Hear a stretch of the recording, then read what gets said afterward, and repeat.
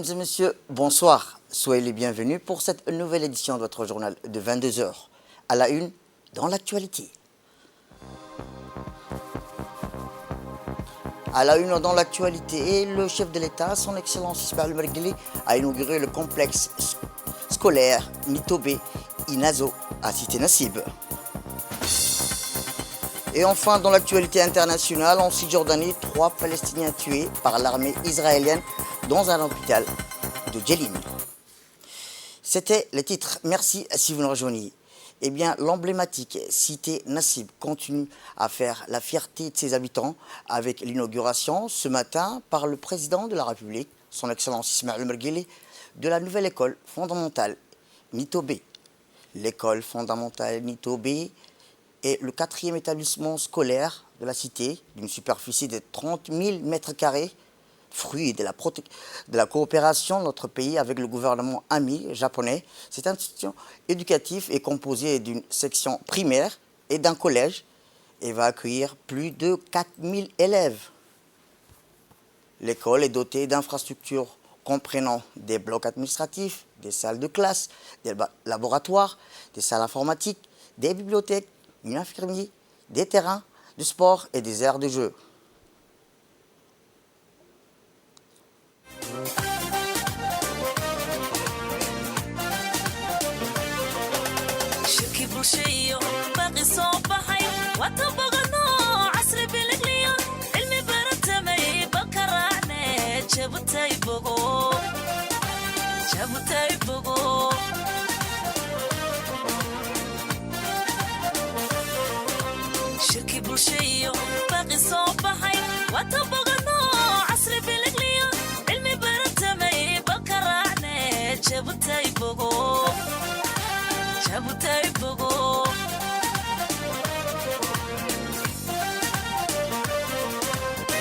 labaatan buuxdo aqoon bilanbaan baarka goyno waa bishaare bilkhayri la dhaha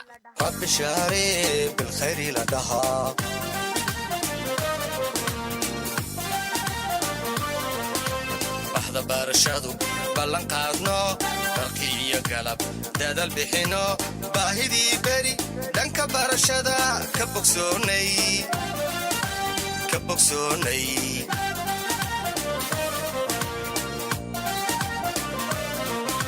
baxda barashadu ballan qaadno barkii iyo galab dadal bixino baahidii beri dhanka barashada ka bogsoonay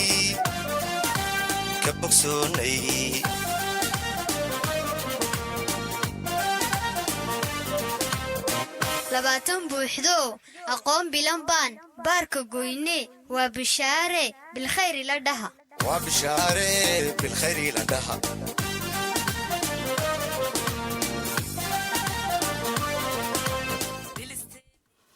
À son arrivée, le président de la République, son Excellence Ismaël Mergueli, a été accueilli par le ministre de l'Éducation nationale, de la formation professionnelle, M. Moustapha Mohamed Hamoud, et de l'ambassadeur du Japon à Djibouti, M. Hara Keishi, ainsi que par une foule d'élèves qui brandissaient le drapeau national. Cette conception vise à faciliter l'accès à une éducation de qualité pour les habitants du quartier Nassib, créant ainsi un environnement propice à l'apprentissage qui sont les fruits des efforts du ministère de l'Éducation nationale et de la formation professionnelle. La concrétisation de cette école fondamentale à Cité Nassib s'inscrit dans la continuité de l'objectif du président de la République, son Excellence Ismaël Mergueli, et son engagement pour garantir un accès équitable à une éducation de qualité, faisant de l'école de Cité Nassib un symbole de progrès éducatif.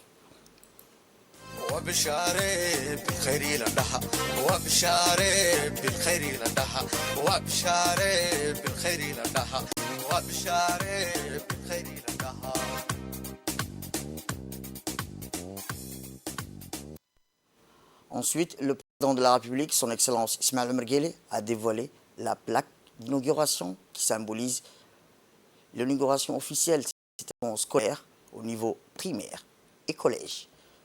Puis le chef de l'État a effectué une visite des infrastructures de l'école fondamentale Nitobé et a pu apprécier un environnement agréable et propice aux apprentissages. Ces équipements visent à offrir aux élèves un cadre éducatif de qualité, favorisant leur développement intellectuel et physique. Ceci met en lumière l'engagement inlassable du président de la République, son Excellence Ismaël Merguele, en faveur d'une éducation de qualité, inclusive et un avenir solide et prometteur pour la jeunesse djiboutienne.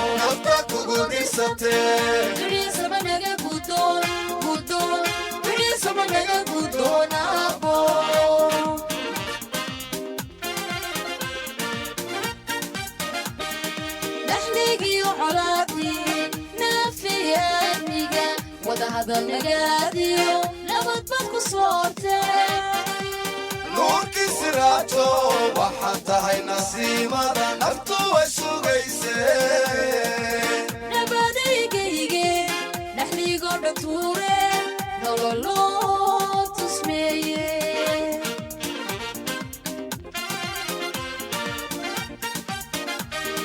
dhaxligii colaadii naafiyaadniga wadahadal nagaadiyo nabadbad ku soortee nuurkii siraajo waxaad tahay nasiimada naftu way sugayse nabadaygayge dhaxligoo dhatuure nololoo tusmeeye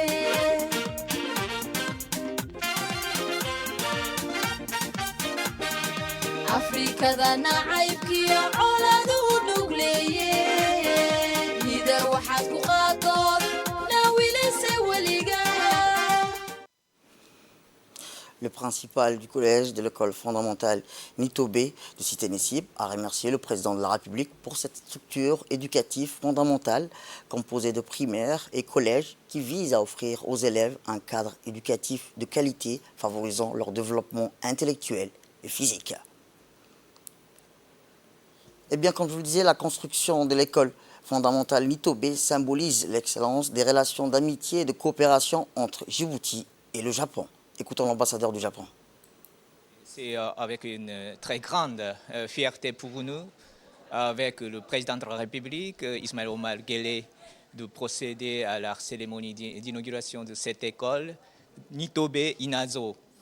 Je me suis réjoui de savoir que cet établissement porte le nom de Nitobé Inazo, éducateur japonais, et en même temps il a été secrétaire général adjoint de la Société des Nations, et il s'est engagé dans une action pour plaidoyer l'abolition des discriminations. C'est son idée qui reste chez nous, et j'espère que les sortants de cette école veulent voir le monde et sortent de quartiers nassifs vers le monde, et qui deviendront un pont qui relie Djibouti et le Japon et au-delà le monde.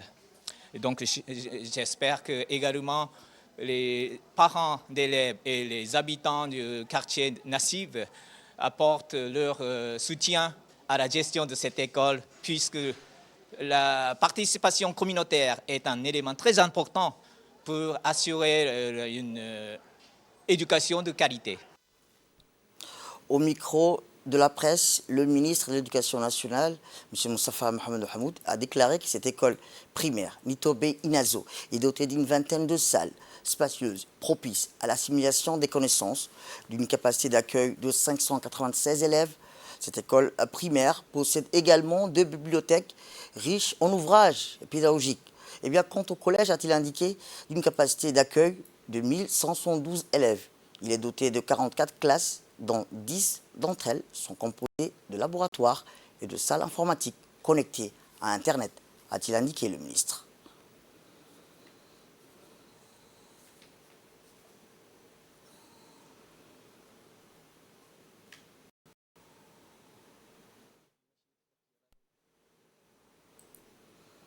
Le président de la République, son Excellence Ismaël Merguele, s'est félicité de l'inauguration de l'école fondamentale de Cité Nassib, considérant cette réalisation comme le résultat des efforts constants déployés sur une longue période. Cette nouvelle institution, a-t-il déclaré le président de la République, éducatif accueillera un total de 4000 élèves, répartis entre les sections primaires et collèges, symbolisant ainsi non seulement un progrès éducatif, mais aussi l'annonce d'un projet futur de construction d'une nouvelle polyclinique pour les habitants de Cité Nassib, a-t-il indiqué le chef de l'État, son Excellence Ismaël Merguele. Autre actualité dans ce 22h, et je vous le disais dans le titre, la représentation nationale a tenu aujourd'hui, conformément à l'article 22 du règlement intérieur, la 4e séance plénière de la 2e session ordinaire de l'année 2024. Cette séance, présidée par le président de l'Assemblée nationale, son Excellence Dileta Mohamed Dileta, a vu la participation du Premier ministre par intérim, M. Ali Hassan Bahdon, ministre de la Justice chargé des droits de l'homme, des parlementaires et membres du gouvernement. Lors du jour de la 4e séance, s'est concentré principalement sur les textes législatifs. Parmi les projets de loi abordés figuraient les stratégies concernant les médicaments et produits pharmaceutiques pour la période 2023-2027, la mise en place d'une politique pharmaceutique nationale, l'élaboration d'un schéma directeur pour l'éducation et la formation, ainsi que l'approbation des comptes financiers 2022 des institutions publiques telles que l'Imprimerie nationale de Djibouti, l'Agence djiboutienne des routes, la radio-télévision de Djibouti, le Palais du Peuple et enfin l'Agence djiboutienne de développement social.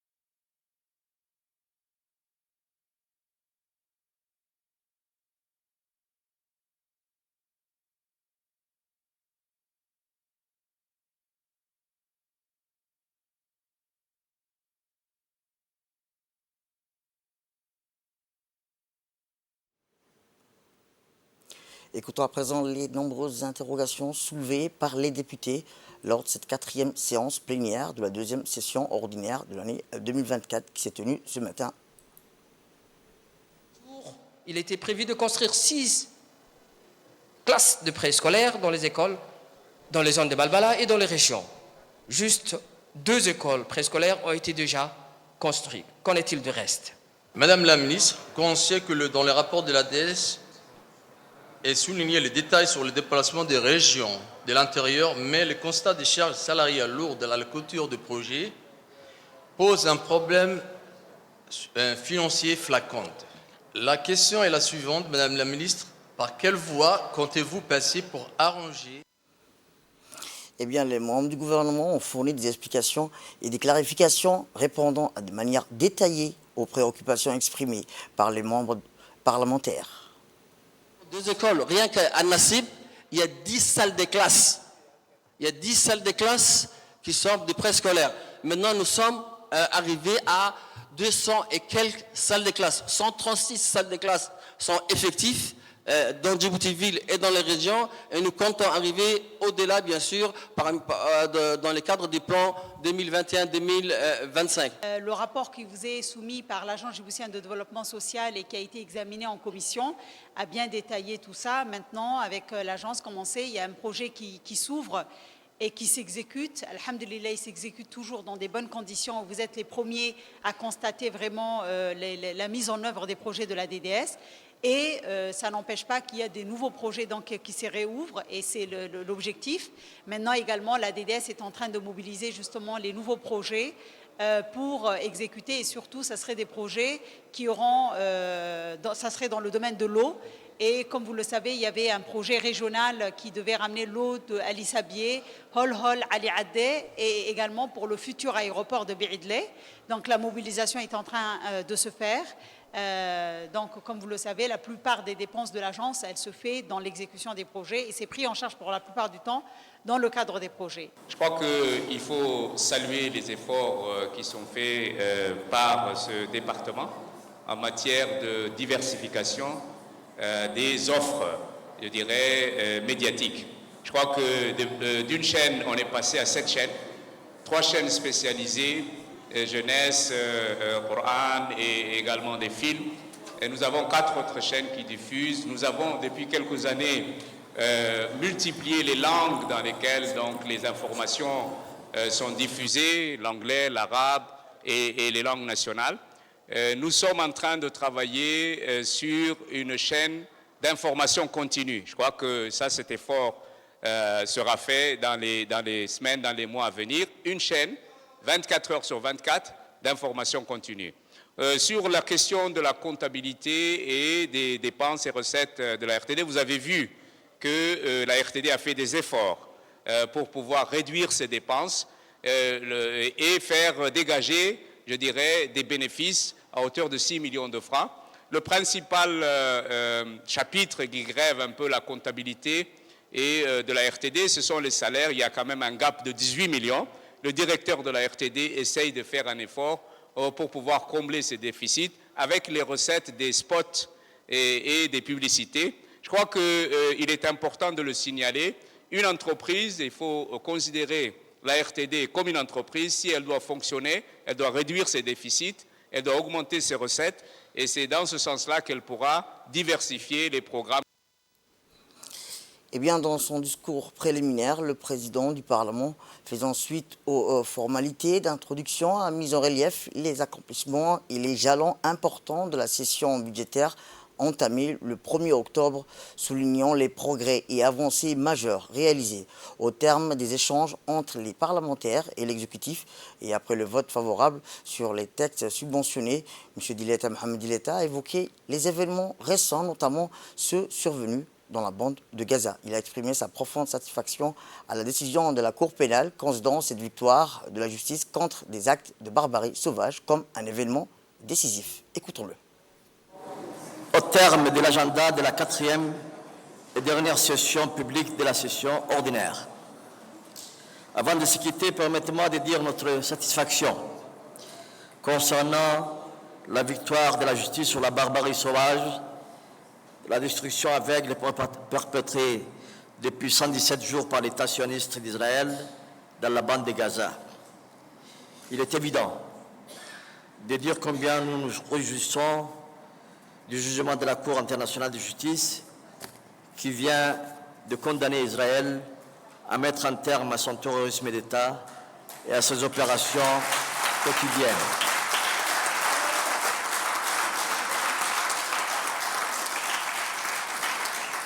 À l'instar de la plainte de l'Afrique du Sud qui vient d'aboutir devant le juge international de la Haye, la République Djibouti, comme la quasi-unanimité des pays de notre planète, n'ont cessé de marteler le rejet de ces actes de destruction criminelle contre les vies sous les prétentions fallacieuses et cyniques de la légitime défense. En réitérant notre satisfaction à l'égard de la solidarité internationale à la cause palestinienne qui vient d'atteindre les points d'orgue par le biais de la sentence de la Cour internationale de justice condamnant Israël à prévenir tout génocide, il nous faut exhorter la communauté internationale à ne pas relâcher non seulement son boycott de la tragédie en cours actuellement dans la bande de Gaza, mais aussi de ne point ménager ses efforts pour la concrétisation des principes de 2 États, 2 territoires. Sur un autre volet, je tiens à partager avec l'auditoire que l'intercession et la semaine de février qui se profile devant nous réserve un ouvrage réminent avec le contact de proximité avec nos électeurs. L'Assemblée nationale s'apprête en effet à se déplacer au-devant des populations et des autorités locales aux 4 coins de la République de Djibouti. De chacun de vous, j'excorde, comme à l'accoutumée, un état d'esprit exemplaire à la hauteur de la prédominance, de l'obligation des relations privilégiées et régulières avec le peuple qui nous a élus. Sur ce, je déclare clos la session budgétaire de l'année 2023 et cette 4e séance publique.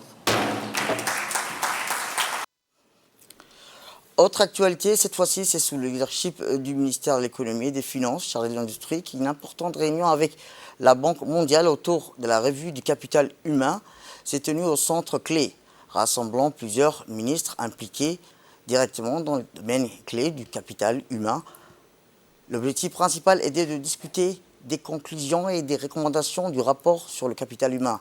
La participation des ministres concernés par le capital humain, notamment dans les secteurs de l'éducation, de la santé et des affaires sociales, du travail, mais aussi des infrastructures sociaux de base, soulignant l'importance de ces domaines en tant que piliers fondamentaux du développement social et de la lutte contre la pauvreté. C'est un important atelier qui s'est déroulé alors que le ministère des Affaires sociales et de la Solidarité a donné le coup d'envoi de la Semaine nationale de la Solidarité 2024 lors de la cérémonie placée sous le haut patronage du président de la République, son Excellence Ismaël Omar Guelleh. Investir dans l'éducation et la formation professionnelle offre des opportunités économiques accrues pour les individus et les communautés, réduisant ainsi les disparités socio-économiques et la vulnérabilité à la pauvreté.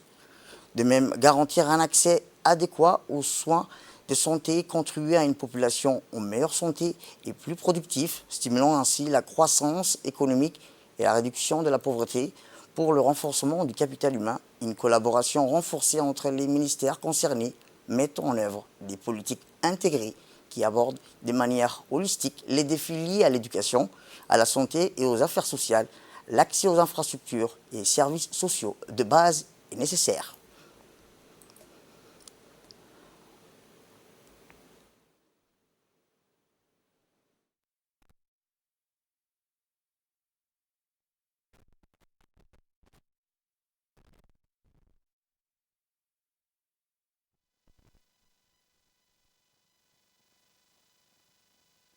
Alors le capital humain, comme nous l'avons dit, est un ensemble de facteurs qu'il faut prendre en compte depuis la naissance jusqu'à l'âge de l'entrée sur le marché du travail.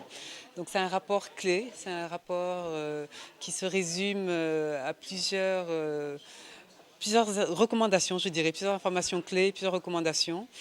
Mais ce qu'on retiendra surtout, c'est l'indice. L'indice qui demeure un chiffre, certes, mais qui démontre aussi tous les efforts qui ont été menés jusqu'à présent et les efforts à mener dans le futur pour s'assurer que tout enfant né à Djibouti aujourd'hui puisse avoir la santé, l'éducation, l'habitat et toutes les conditions nécessaires pour devenir le Djiboutien le plus productif et contribuer au développement économique de la République de Djibouti. Et puis, après les allocutions, une cohorte impressionnante des ministres s'engage et se réunit pour évoquer les progrès majeurs réalisés par leur département ministériel dans le domaine crucial du capital humain. Parmi eux figure le ministre de l'Éducation nationale, M. Moustapha Mohamed Hamoud, qui a souligné les récentes initiatives visant à améliorer l'accès à une éducation de qualité pour tous les citoyens, ainsi que le développement de programmes de formation professionnelle pour répondre aux besoins du marché du travail en évolution. De son côté, le ministre de la Santé, Ahmed Raoul Abdillah, a mis en avant les progrès significatifs réalisés dans l'extension de la couverture des soins de santé primaires, ainsi que dans la lutte contre les maladies endémiques et la promotion de modes de vie sains. De même, le ministre de l'Enseignement supérieur, Nabil Mohamed, a évoqué les efforts déployés pour renforcer l'enseignement supérieur et la recherche scientifique en mettant l'accent sur l'importance de former une main-d'œuvre qualifiée et compétitive pour stimuler l'innovation et la croissance économique. Le ministre du Travail et de la Protection sociale, Yad, a présenté les initiatives visant à améliorer les conditions de travail, à promouvoir la sécurité sociale et à renforcer la protection des travailleurs, notamment dans les secteurs vulnérables de l'économie. Enfin, la ministre de la Femme et de la Famille, Mme Mouna Ousmane Aden, a souligné les avancées dans la promotion de l'égalité des sexes, la lutte contre la violence domestique et la protection des droits des femmes et des enfants.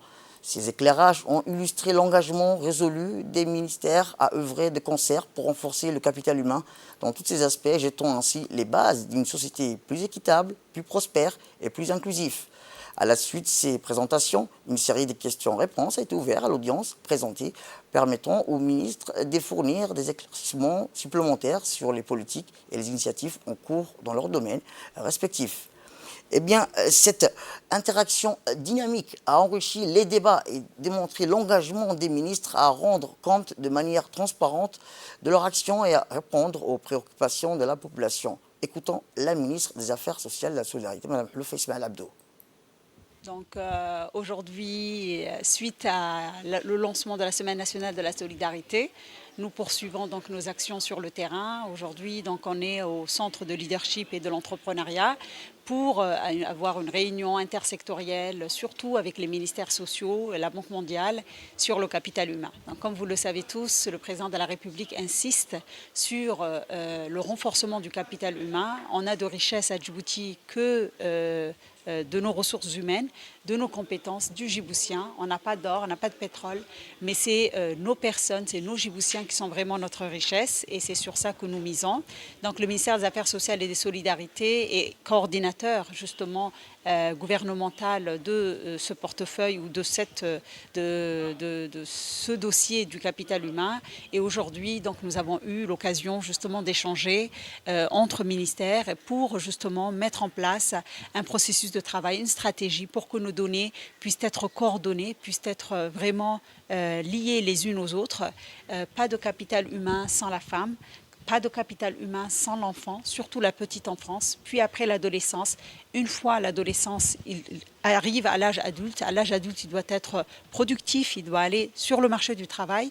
Et c'est tout ce que nous sommes en train de construire, voir un peu nos failles, nos défaillances pour qu'on puisse les corriger, pour que le Djiboutien, Inch'Allah, de demain puisse être le plus compétent possible, qu'il puisse servir son pays au meilleur qu'il peut.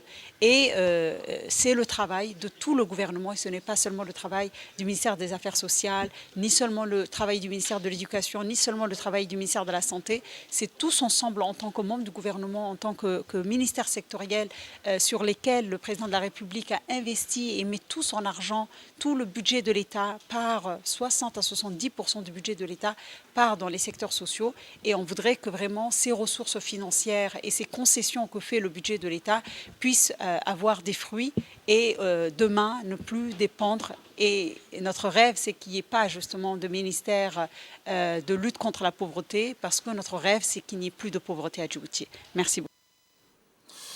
Toujours dans la continuité des activités de la Semaine nationale de la solidarité, la secrétaire générale du ministère des Affaires sociales et de la solidarité, Mme Amina Ahmed Ouassama, a eu le privilège d'accueillir la délégation de la Banque mondiale au sein du guichet social, entouré des équipes techniques du ministère.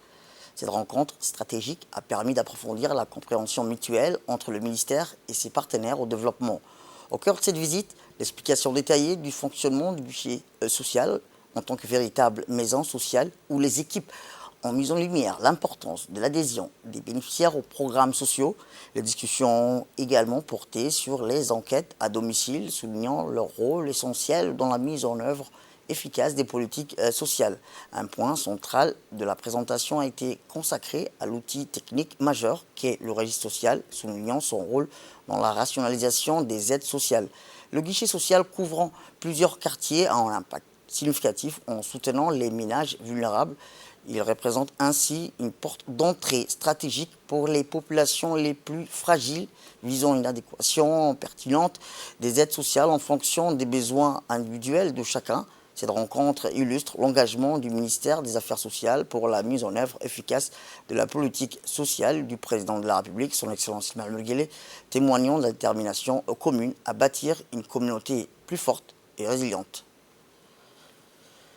Tout à fait autre chose cette fois-ci, un atelier de dialogue public-privé visant à améliorer le climat d'investissement pour l'autonomisation économique des réfugiés et des communautés hôtes s'est tenu hier au Djibouti Place Kempinski. Cet événement avait pour objectif d'explorer et de promouvoir des initiatives visant à améliorer le climat d'investissement en faveur de l'autonomisation économique des réfugiés et des communautés hôtes. Cet atelier a réuni le secrétaire exécutif de l'ONARS, Hussein Hassan Dalal, le représentant du HCR, la directrice de santé et développement social de l'IGAD, Fathia Alouane, des représentants du secteur privé, de la société civile, des diplomates, des organisations internationales. Les participants ont partagé des perspectives, des meilleures pratiques et des recommandations pour créer un environnement propice aux investissements bénéficiant à la fois aux réfugiés et aux communautés hôtes. Dans son discours d'ouverture, le représentant du HCR a souligné l'importance de la collaboration entre le secteur public et privé pour créer des solutions durables et inclusives, notamment en intégrant les réfugiés dans les chaînes des valeurs économiques locales et régionales. Il a exprimé sa gratitude à tous les participants pour leur engagement et leur contribution précieuse. Privé, Agence des Nations Unies, organisations nationales et internationales et bien d'autres parties prenantes se mettent ensemble pour échanger et réfléchir afin de créer un climat d'investissement dans les régions de Djibouti ayant accueilli les réfugiés. À Djibouti, nous prenons l'inclusion des réfugiés dans le cadre du CRRF. J'ai bien dit inclusion, mais le mot n'est pas assez fort pour matérialiser l'hospitalité légendaire dont la République de Djibouti fait preuve. Elle va du simple partage de la pitance au quotidien à l'accès aux droits conférés par ce qu'il convient d'appeler la loi nationale pour les réfugiés ici à Djibouti, qui est le summum de l'inclusion. La cohabitation pacifique dans un environnement paisible est le socle d'une intégration réussie. Les réfugiés en jouissent dans les villages de Holhol, Aliadé et Markazi. Je voudrais à ce titre remercier les communautés hôtes qui, malgré la lourdeur du fardeau, ne s'en sont jamais défaits. C'est ici l'occasion pour moi également de remercier le gouvernement de la République de Djibouti et son institution de mise en œuvre qui est l'ONARS pour les efforts consentis au quotidien à la cause des réfugiés. La directrice de santé et développement social de l'IGAD, Mme Fathia Alouane, a affirmé son engagement à travailler ensemble pour créer un avenir où les réfugiés et les communautés hôtes prospèrent grâce à des opportunités économiques durables. Écoutons-la. Nos discussions et concertations des jours à venir aussi vont nous permettre de mieux nous concentrer, à nous coordonner en tant que aussi région, nos actions avec aussi celles de nos partenaires principaux, à savoir le HCR, la Banque africaine de développement, afin de continuer de manière significative au bien-être économique des réfugiés, des rapatriés et aussi des communautés d'accueil au sein de nos communautés espaces sous-régionaux. Aussi, chers participants, permettez-moi de vous rappeler que le présent programme transrégional s'inscrire aussi dans la continuité des engagements pionniers initiés aussi par l'IGAD en matière de migration et de déplacement forcés tels que la déclaration de Nairobi sur les solutions durables, la déclaration de Kampala sur l'emploi et les moyens de subsistance et aussi l'autonomie, ainsi que le pacte mondial sur les réfugiés. Donc tous ces engagements soulignent aussi nos efforts collectifs pour améliorer le bien-être de nos concitoyens, y compris les réfugiés, et facilitant une approche collaborative, réunissant aussi le gouvernement, les réfugiés, les partenaires et aussi le développement ainsi que le secteur privé. Écoutons à présent le discours du secrétaire exécutif de l'ONARS lors de l'atelier de dialogue public-privé qui vise à améliorer le climat d'investissement pour l'autonomisation économique des réfugiés et des communautés hôtes. Revêt une importance inestimable, symbolisant notre engagement commun envers la création d'un avenir plus solidaire et prospère pour les populations vulnérables de notre région. Le contexte actuel souligne l'urgence de trouver des solutions innovantes et inclusives pour favoriser le développement socio-économique. En septembre 2023, la région comptait 5,3 millions de réfugiés et demandeurs d'asile, ainsi que 12,3 millions de personnes déplacées internées. La Banque africaine de développement a initié le programme régional visant à améliorer le climat d'investissement pour l'autonomisation économique des réfugiés, des rapatriés et des femmes de communautés d'accueil. Je tiens à exprimer notre reconnaissance envers la PAD pour son engagement continu dans la résolution de ces défis à travers des initiatives concrètes. Les objectifs de ces dialogues sont multiples. Valider les résultats des consultations de cadrage, discuter des mesures pour éliminer les obstacles à l'inclusion économique et financière des réfugiés et formuler des recommandations pour élargir l'accès au marché et améliorer le climat d'investissement pour la participation des réfugiés à l'économie. Le succès de cet atelier dépend de notre collaboration et de notre détermination à surmonter les obstacles et de notre volonté de créer un environnement propice à l'autonomisation économique des réfugiés et des communautés d'accueil. Culture, pour clore l'actualité nationale, une rencontre culturelle mémorable a eu lieu hier au Centre de développement communautaire du CDC de PK12.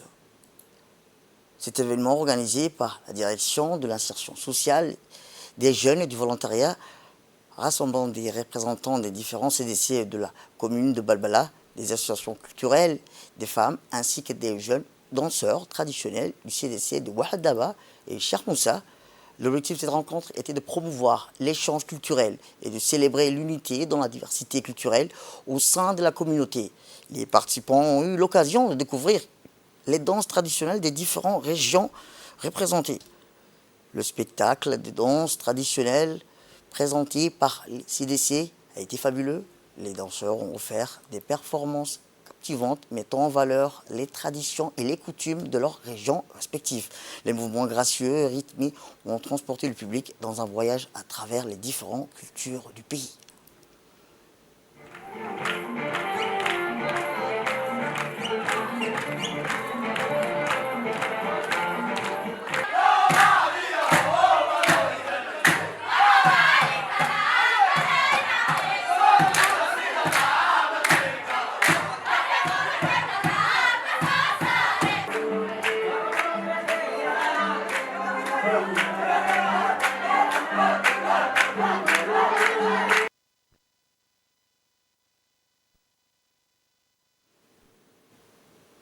Et dans l'actualité internationale, je vous dis le titre, l'armée israélienne a tué 3 Palestiniens dans un hôpital de Jenin, dans le nord de la Cisjordanie, a annoncé hier la télévision d'État palestinienne.